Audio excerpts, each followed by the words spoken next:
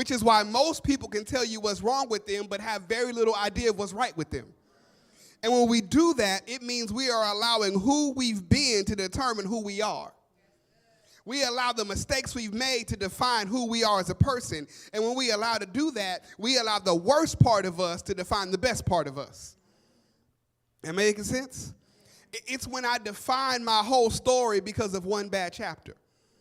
It's when I define my whole self as one bad decision. And listen to me, child of God, your Heavenly Father ain't finished writing your story. So you can't say who you're going to be because of who you were one day, 1 week, 1 season, 1 year of your life, that your latter will be greater than your past. Just because I was that in that chapter don't mean that my story is over. Somebody say, God's got more for me. And listen, for every person who's trying to judge you and put you in a box because of one chapter of your life, you got to tell your haters, baby, keep on reading because God is still writing my story. God is not done with me yet. And in the fullness of time, you will see who God has called me to be. Somebody say, I got some issues.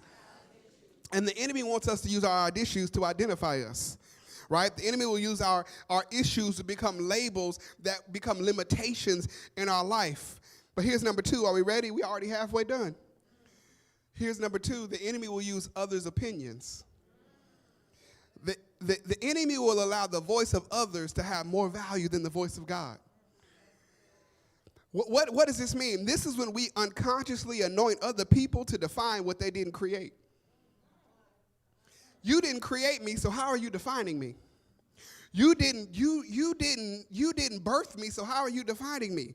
How you could define me when you didn't create me? God said before you were formed in your mother's womb, I knew you. So if God knew me, why am I allowing somebody else to define who I am? God made us, and because God made us, he has what we call naming rights to us. Am I making sense? Okay.